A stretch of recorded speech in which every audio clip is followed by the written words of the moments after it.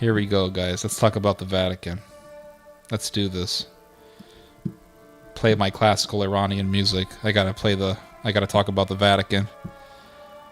Well, you helped me to become Orthodox. I found a lot of your views to be soundly Orthodox, especially your fascination with the early church fathers. You had a romanticized version of Catholicism. Yeah, that's true. You know what? I am so happy for anyone who went to Orthodoxy.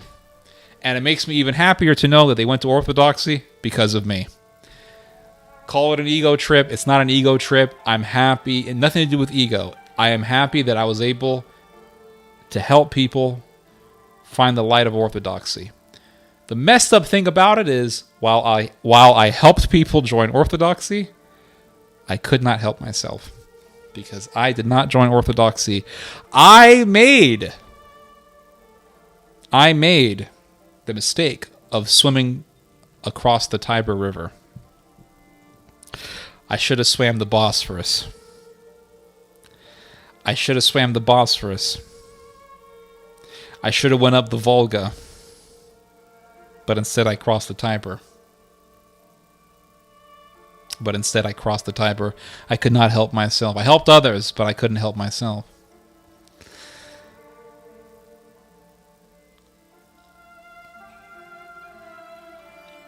I could not help myself. I joined the Roman Catholic Church, thinking that I was joining Orthodoxy, but I wasn't. I was joining a bizarre institution that defends and covers up for pedophiles. I joined a nudist cult. A nudist cult that supports pornography under the guise of artwork.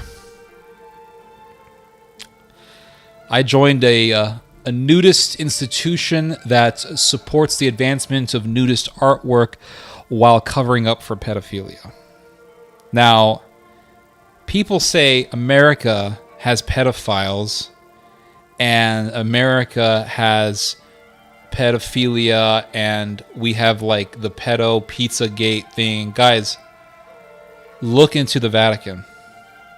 You want to see something worse than that guy, Jeffrey Epstein? You want to see something worse than Jeffrey Epstein? Look at Pope John Paul II. Look at Pope John Paul II. That guy had pedos around him. He had a whole network of pedos. He was protecting them, defending them. And they make up these excuses all the time. It is an institution that for decades, maybe even centuries, defended pedophiles, covered up for them. Do you know why I think they covered up for pedos? You know why I think they really cover up for pedophiles? I don't think it has anything to do with this idea that, oy vey, we got another pedo, let's send him off somewhere else so we can protect the face of Holy Mother, the Church. I'm so tired of hearing Catholics use this argument that the pedophiles were just infiltrators. They weren't infiltrating anything. They were welcomed. Oh, they're just infiltrators. No, they're not. They're a part of the system. They are a part of the system. Now, I'll give you guys an example of what I mean. In Chicago, a number of years ago, there was a case where they were streamlining all of these priests from South America and Mexico, mainly Mexico, I think. They were streamlining these Mexican priests or these Mexicans into the United States so that they could become priests. So they would come to Chicago, they would join the seminary there, and then they would educate themselves. They would go through the whole process of becoming priests. This was the whole idea. And I think the reason for this is because, America, we're not having all the kids. Mexicans are having a lot of kids, so we need the Mexicans to like fill up the priesthood, right? That's pretty much what it comes down to.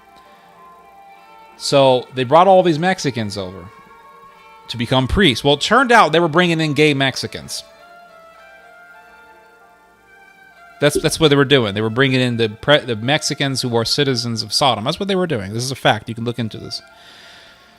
So the priest who was in charge of the program, Hispanic guy, turned out he was looking at child pornography. I'm going to try to find his name here.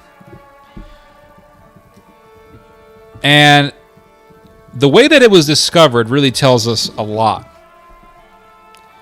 Let me look this up real quick.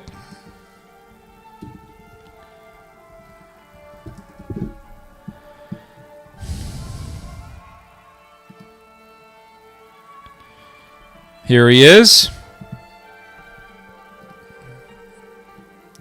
Priest charged with possession of child pornography. Here's the story, everybody. There's his face, and his name is Octavio Munoz. So Mr. Octavio Munoz was caught with child pornography. How this was discovered is very, very disturbing, but yet very revealing. So what happened was they gave this guy a house, and this is not uncommon in the Catholic world. You're a priest, they give you the accommodation. The house is usually attached to a church. So you just walk to church, you walk back home, it makes your job a lot easier. Okay. So they gave him accommodation, they gave him a house. Well, he was going to leave. They were going to move him off somewhere else. And so a priest and a church employee went into the house to make sure that it was clean or something, and they find a laptop. And it just so happened that the laptop was open, and there was a video playing on the laptop, and the video was of a child being put through some horrible, horrifying, disgusting stuff. I don't even want to say it. The church employee was disturbed. The priest pretended to be disturbed. What do I mean by that? The church employee said, "We should report this." The priest said, "Don't worry, I'll report it. I'll take care of it." The priest did nothing about it. The priest did nothing about it. The church employee reported it, and that's how this priest ended up getting arrested. Now, why did it take the lay person to do the right thing? Why did the lay person do the right thing, but the priest did not? I have a theory about this, and I don't think it has anything to do with infiltrators, and I especially don't think that it has anything to do with that stupid theory that I keep hearing from trad Catholics. There's the communist infiltration of the Soviet Union. There's no communists anymore. There's no communists, okay? They're all communists. Yeah, I don't believe that nonsense. I think that there is a network of pederasts and pedophiles and perverts in the Latin world, in the Latin Catholic, Roman Catholic world, and they have a vow of secrecy to protect each other. Now you can say, well, Ted, there is a department in the Catholic Church that was instated to protect children from pedophiles, etc., etc. That's true. But why were they there? Why were they instated there? The only reason why they were instated there, the only reason why there is a set of protocols that the Catholic Church has to follow to protect children and young people from pedophiles and pederasts is because of the media.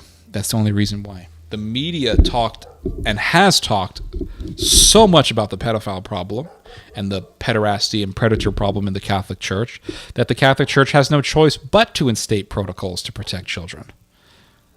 That's the bottom line. I got these dogs outside barking. That is the bottom line. They had to. They have to put these things in place. But imagine if no one said anything. Imagine if nothing was ever said. Imagine if the media never said anything, that the victims stayed quiet. It would be business as usual. Pedophiles would be allowed to do what they want. They would be allowed to molest people. They would be allowed to be predators, and nothing would happen. So it's not that, oh, the church is so nice now and it's so good now. No, it's that the church has to better its reputation. It doesn't want to destroy its reputation. But I believe that there is a network and there is a vow of silence, and they have to protect each other. That's what I believe. Does this always happen? No, but it happened the majority of the time. Read into the pedophile, the pedophile phenomena in the Roman Catholic Church. You will see so many stories of priests being moved somewhere else, moved somewhere else, moved somewhere else, and it's not just in America. It's in Italy. It's in Poland. It's in Mexico. It's in Argentina. It's in Chile. It's in Spain. It's in Canada. It's in Ireland. It's in England. It's in Scotland. It's in Australia. It's anywhere where you have Catholic churches. So let me get this straight. Anywhere where there are Catholic churches, you have pedophilia. And those pedos are protected. They are shifted around. They are moved into other places where they can molest other children. And you are honestly going to sit there and say that it's all a coincidence. That's coincidental. You're honestly going to believe that. I don't believe that. It's too large of an evil for it just to be coincidental. I don't believe that it's coincidental. Anywhere where you have Catholic churches, you have pedophiles. And I mean, let's get a little bit deeper here. Michelangelo is commissioned by Pope Paul III to do the artwork for the Sistine Chapel. And you look at the Sistine Chapel, and what do you see? Naked guy, naked guy, naked guy, naked, naked, naked, naked, naked, naked, naked. Naked dudes, naked dudes, naked dudes, naked dudes. Genitals, genitals, genitals, genitals, genitals, genitals, genitals. And you think, well, this is a little weird. Why are you so obsessed with naked dudes? Then they have naked babies. You can go to any of the old churches in Italy, and you'll see this sort of thing. Naked babies everywhere. Naked babies, naked babies, naked babies, naked babies, naked babies. Well, those are the angels. Naked babies with wings. Naked babies, naked babies, naked babies, naked babies, naked babies, naked babies. So there was a guy, his name is Biagio de Cesena. Biagio de Cesena said, Michelangelo's artwork is a little bit weird, don't you think? And Michelangelo took that very personally. And his little ego was hurt by that, and he decided to mock Biagio de Cesena by painting Biagio de Cesena naked with a snake biting his penis. Now, the trad Catholics will say, oh my God, that we need beautiful artwork to save the world, to save Western civilization, whatever the hell that means. There is no Western civilization. But to save Western civilization, we need to save beautiful artwork, and we need to bring back wonderful artwork. Does that include a naked man getting a blowjob from a snake? Do we need that to save Western civilization? So later popes realized that Michelangelo's artwork was a little too much, and they covered up the genitalia in the artwork. And Pope John Paul II comes along, and he says, remove it all. Expose all the genitalia. Expose it all. Let's see all the genitals. Let's see everything. In the name of art. So the Catholic Church then goes back to its Renaissance ways of promoting or doing nudist artwork. And John Paul II writes his most famous work, The Theology of the Body. And they say the theology of the body is just this wonderful work of Catholic literature about the spiritual significance of the human body, because the human body was made in God's image. The human being was made in God's image. And so John Paul II says that the artwork in the Sistine Chapel, he says that the Sistine Chapel is the embodiment of his theology of the body. So the physical manifestation of John Paul II's theology is the nudity in the Sistine Chapel. So the whole doctrine of John Paul II is there to justify nudist artwork. That's what it is. It's nudist artwork. It's dick and balls, buttocks, and that's what it is. It's naked guys. It's gay porn on the walls of the church. And it's not just the Sistine Chapel. It's all over Italy. This church has it. That church has it. This church has it. This church has it. That church has it. This church has it. Oh, every single church. Not every single church, but a lot of the churches in Italy, old churches, you'll see it. And the Vatican says, well, everything is okay. Nudity in artwork is okay as long as you don't see it as pornography. Well, let me tell you guys something. And this is what the Catholics do. They'll say, well, as long... And the Catholic Church will promote the action of somebody stripping naked to be painted by artists. They do this. You know how these artists, they do this sort of thing. They want to, these old guys, these old perverts. They want an excuse to look at a naked lady. So I'm an artist, and then they go to some art workshop and they say, we're going to bring a naked lady. She's going to strip for you guys, and then you're going to draw her naked. Oh, okay. So I can look at a naked chick for an hour and then call it art. It's art. I'm going to call it art. And the Catholic Church promotes this. The Catholic Church justifies all of it. It puts its blessing on this stuff. And God created Adam and Eve naked, and he said, put clothes on. After the fall, he said, put clothes on. And John Paul II says, no, take the clothes off. And John Paul II says, he quotes this in his speech in the Sistine Chapel. He made a speech in the mid-1990s in the Sistine Chapel in which he said that the Sistine Chapel is the embodiment of the theology of the body. And in that speech, he quotes the verse from Genesis where it says, and they were naked and they did not have shame. And he says, so he takes that verse, which was talking about mankind before the fall, and he applies it to artwork. But that was before the fall. You're ignoring what happened after the fall, when God told them to put clothes on. You're purposefully doing that. So he's saying we should go back to man's position before the fall, but we're in a fallen state. And God told them to put clothes on. And John Paul II says, no, take the clothes off.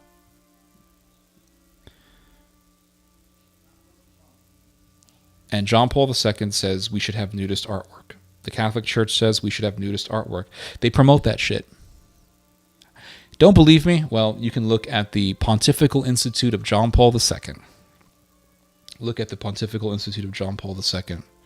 They say that nudist artwork is fine as long as it's not presented as pornography. So we should have nude beaches. We should have nude beaches.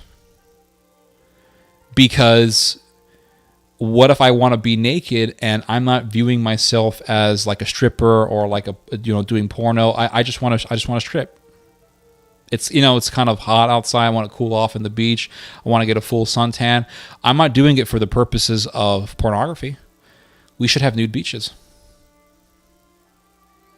And when I went to Spain, every beach was nude. All the beaches in Spain are nude beaches. And I went to a beach in Spain, and there were a bunch of naked women. There were naked women everywhere in Spain. Everywhere. In the beach. They were all naked. So I would all hang out. I'd go to this beach, right? And I remember saying to myself, what's the point of going to a strip club? Just come to a beach. Just go. There should be no strip clubs in Spain. Every beach is a strip club. They're all strip clubs. So we should just have nude beaches. And you know what? We should get men and women naked, take photos of them as models, and then plaster their photos all over the churches in the Catholic world. Well, that would be porn. Well, no, I don't see it as porn. So so we should. That's okay. We should put naked people, pictures of naked people, 400-pound naked people. That's right, obese naked people. We should revere all of the human bodies because they are made in God's image. Doesn't matter if they're 500 pounds. We should take photographs of naked 500-pound people, plaster their photos all over the churches throughout the entire Catholic world, and say, behold, God's image on earth. Why not?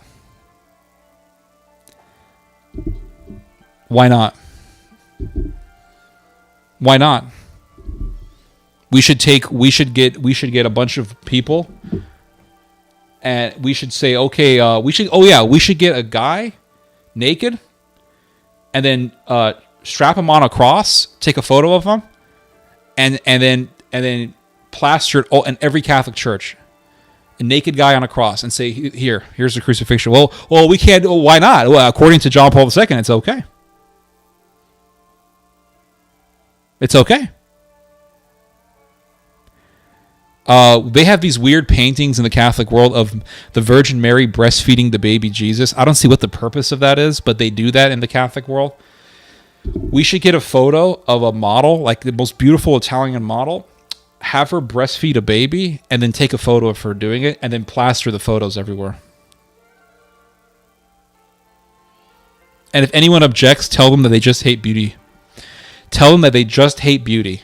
And if they say it's pornography, gaslight them and say that they're the perverts because they see that as pornography. They cannot see that for what it is, which is a beautiful human body made in God's image. How dare you say that's pornography? You are the pervert. You see how easy it is for the Catholic world just to gaslight people? You see how it is? See how easy it is? You see how deceptive these people are? I'll tell you one thing though. When I was in the beach in Spain and I saw naked ladies, I was like, I mean, it didn't look so bad. And believe me, as a male with a male mind, I wasn't sitting there saying, "Oh, what a beautiful creation! Beauty of God's creation! Wonderful human beings made in the image of God." I wasn't sitting there saying that. And if you do say that, you're a liar. A lot of people say, "Yeah, I don't see it that way. I see it as beauty." They say that, but they really don't. They really don't mean it. Those people are liars. Those people are liars, guys. There was a video I found today. Let's see if I can find it. I think it's from the. How many people are watching this? 33 people. It went down from 35 to 33. I guess they didn't like the nudity stuff. There is a video that I found. It is from the Pontifical Institute. Matt Fradd. Oh my gosh. So let me pause this. I found this video today. Let me show it to you guys. There's this. I think he's Eastern Orthodox. His name is. Gosh. His name is Jonathan Pagu. I'm not sure if I don't know how to pronounce his name correctly. Jonathan Pagu or whatever. He did a video he did an interview with Matt Fradd, and he talked about why the Catholic Church's nude artwork is just bad, and the Eastern Orthodox have the correct position because the Eastern Orthodox don't have genitalia sticking out in their artwork. Possible, and so let me rewind it just a little bit. We haven't fully thought this through, so I'm not. The nakedness of Christ on the cross is both the nakedness of scandal and the return to the. I think it's here. Liberate them from that shame in a way. Yeah, I don't know of that particular story. That St. Francis would disrobe. I mean, I've heard. So this dude says that Francis of Assisi would strip naked on the street. I didn't know that. I mean, Francis of Assisi was a freak. That's stories of people, maybe Francis rolling in the snow or these sorts of things to avoid temptation. But is it the case that Francis asked some of his brothers to actually strip naked? Yeah, well, Francis himself did it. And so Francis of Assisi stripped naked. I mean, the Catholic Church has been wacky for a long time, everybody. It has been freaking wacky. When Francis kind of he started giving his father's money to build a church, and then they brought him in front of his father. So he said, "From now on, our Father who art in heaven." Yeah, right. And so he took he disrobed, and he gave his cloak to his father, to the priest that was there, but then he also asked some of his brothers to do the same at some points. And this probably doesn't mean undergarments, right? Though I'm sure he's not like. I don't know. Yeah. I don't. Because if that were the case, I mean, far be it from me to criticize a saint, but I'd be like, that doesn't seem cool, Francis. Yeah. But I guess I can see Well, the holy fools are capable of engaging in this kind of scandalous behavior, but they take the consequences for it. But it's also, it is this weird moment, like I said, where this strange moment where the nakedness of Christ on the cross is both the nakedness of scandal and the return to the garden at the same time. So I just really want to understand your argument, so forgive me for going back to this. So is your argument, and maybe you haven't fully thought this through, so I'm not pressing you on it or anything, but it seems to be like prior to the fall, one could look upon another body and see it in all of its glory and splendor and without wanting to use the body. But since the time of we've left the garden, that's no longer possible, and so we shouldn't depict nudity in art? Well, I don't think we should depict it in a sensual manner. At least not in the church art. At least not. No, in I church agree. art. But I wouldn't consider the nudity in the Sistine Chapel to be sensual in any sense. Like I agree that those Rubens paintings were sensual from what I saw. So would you say though that you can depict nudity in a non-sensual way that would be appropriate? Or are you kind of skeptical of that? I think that people have done it with Christ on the cross forever, and so listen to this one. Without necessarily showing Christ's genitalia, that Christ is basically. But I would be open to that. I would be open to a beautiful icon displaying Christ's genitalia. I would be open to a beautiful icon displaying Christ's genitalia. I mean, it's just weird, guys. It's just so wacky. It's so wacky. There's something else that I wanted to show you guys. I would be completely open to it. There's something else I wanted to show you guys here. Yeah, it's just wacky, guys. The more I look at this Catholic Church stuff, the more I realize it's like watching one of those A24 horror movies. You guys ever see an A24 horror film? It's like this weird movement. It's not necessarily. It doesn't explicitly say that it's a cult, but then as the story goes on, the characters begin to realize that it is a cult. Like, this is the Roman Catholic Church. It's an A24 horror film.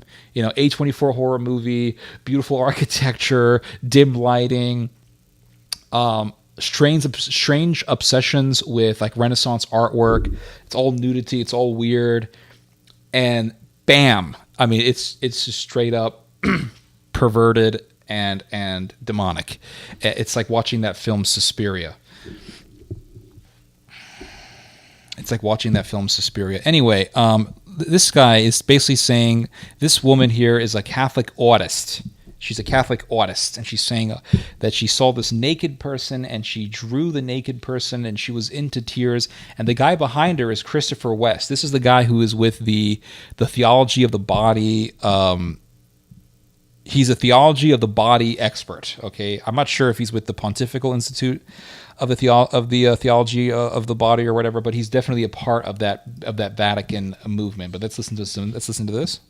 A little reflection here about the difference between nakedness without shame and shamelessness. It's a very, very important distinction. So nakedness without shame. So be naked without shame. I was talking about the experience as the artist of being in a class where the model unveiled. I feel like I'm watching an A24 movie. You ever see those A24 films? Like, you go in there, everything is super elegant, the artwork is perfect, it's immaculate, and like the weird music is playing in the background. They got that weird atmospheric ambience playing in the background, and everything seems perfect, a little too perfect. People are nice, a little too nice, and it gets weirder and weirder as the story goes. And then before you know it, some guy is like going to put something in your drink to rape you. That's the Catholic Church. It's like an A24 horror film. Right? Yes. And share again what you were saying about the reverence that you felt. Well, even in a secular university, when a model comes in and all these people are coming from all different backgrounds. So she says a model comes in, he or she strips naked, and then this one, she's a wonderful trad Catholic wife, guys. She draws this person. Let's watch this. They don't necessarily know that what they're experiencing is something so holy and reverent, both body and soul, an image of God. they experience it and see it and are. It's like a New Age cult. It's like a New Age cult. It's like those 1970s cults, 60s cults where it's like strip naked without shame, throw away all the shame, throw away all of this, get rid of it all, liberate yourself from shame. That's the Roman Catholic Church. It's just a very bizarre place. Let's watch some more. Struck into silence, into reverence, in a way that seeing somebody nude and then saying, I was in reverence, I was crying, I was in reverence, and this is it's just bizarre. It's not like, oh, this is just some rogue Catholics are doing their own thing. No, this is a part of the theology of the body movement. Let's watch some more. And are struck into silence, an image of God. Let's hear this again. Hold on. So weird. Okay, I'm not against that stuff, but I'm not in the church. Okay. Great. All right. Something so holy and reverent, both body and soul. And share again what you were saying about the reverence that you felt. Well, even in a secular university, when a model comes in and all these people are coming from all different backgrounds, and they might not necessarily know that what they're experiencing is something so holy and reverent, both body and soul.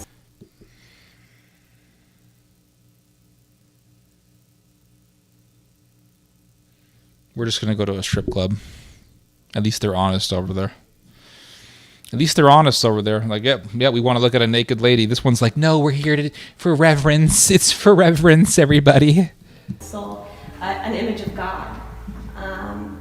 They experience it and see it and are struck into silence, into reverence, in a way that when I experienced it was so beautiful and brought me to tears.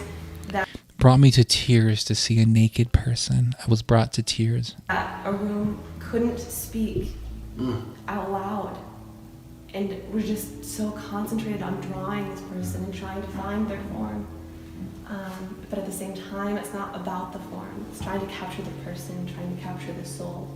That is the artist's intention. So right there is what John Paul says is the distinction between a proper portrayal of nakedness in art and an improper one. Right. It's you're still looking at a naked lady. At the end of the day, you are looking at a naked human being. And guys, we like looking at naked ladies. Let's pretend that we don't. And when we see a naked lady, we look. And believe me, we're not thinking about John Paul II. You might as well just go to a strip club. At least it's more honest.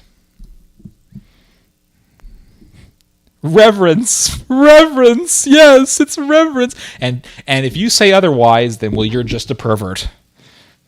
The intention of the artist. If the intention of the artist is through the body to reveal the inner mystery. That makes perfect sense. That's right. I'm going to take pictures of naked ladies, and then I'm going to make giant posters of them. We're going to plaster it, and we're going to say, here's a naked lady. Well, that's nudity. Well, that's according to you, it's pornographic, but according to me, it's artwork. You see, it's all about perspective. It's all about perspective, guys. Now, you would think I'm watching some like liberal art show. No, this is the Catholic Church. This is the very institution that defends pedophiles, pederasts, sexual molesters, predators, sexual predators, and here they are promoting nudist artwork. Is that a coincidence? Nudist artwork, sexual predator behavior, bizarre artwork. I mean, we're getting into like A24 horror movie environments here. That's territory. So let's watch some more. Person, then we have true art. But if through the portrayal of nakedness they're obscuring the person, we have pornography. Right. So we could. Of course. That's right. We should just walk around nude. We should just go to nude beaches. Just walk around naked. I mean, if someone thinks that it's perverted, that's their problem. That's not my problem. That's a you thing. That's not a me problem. Say this is kind of a paraphrase of John Paul II's ideas that. Maybe you've heard this said before. The problem with pornography is not that it shows too much of the person, but it shows too little. It portrays the body in such a way that the person is not revealed at all, but the person is obscured. So I'll tell a story. One time teaching one of my courses, John Paul II has a whole section on the difference between proper portrayal of nakedness in art and pornography. And he speaks of the distinction between nakedness without shame and shamelessness. Any guesses as to the difference? Danielle? Naked without shame is seeing the other person in their fullness and their goodness, because there is no reason to find Yes. That's exactly what we're thinking when we see naked ladies, right? That's exactly what we're thinking. We're thinking of reverence. Okay. in that. And shamelessness is just the absence of shame, where you're able to work. So what if a woman says, I have no shame, I have a beautiful body, I want to present it to everybody. I don't see it as pornographic. I see it as just letting people appreciate the beauty of my body. Here we go. Perhaps. Well, so what is shame? Shame is manifested when our body is being looked at without respect for the dignity of the person. We rightly want to cover our bodies when we're not being properly seen, right? Nakedness without shame is, I know I'm naked, but I know I'm seen, and I know I'm reverenced. Right. I am naked and reverenced. I am naked and worshipped. Worship me. Worship me. I am a naked goddess. Worship me. And all the gay guys who want to see naked dudes, they're just going to say, well, we reverence the naked guy, right? They want to look at gay artwork or whatever. They're doing it in reverence. It's fine. But shameless nakedness is, I know I'm not being seen, but I don't care. Well, everybody knows they're being seen. How does this doesn't make any sense. Of course they're being seen. Why wouldn't they wouldn't be stripping if they weren't seen. Oh gosh, so stupid. It's so insane, guys. It's a cult. It's just a crazy new agey wizardry cult. Right? So those who pose in pornography, they know they're putting their bodies out there as objects to be used. Right. And people who do it for Catholic artwork, they also know that they're being seen they know they're being seen naked. They know what they're doing. And so they're showing a shamelessness. Everybody hearing that distinction? So here's the student told me this story, and it always stayed with me. This is probably 12, 15 years ago. All right, that's enough. That's enough, guys. I've seen enough.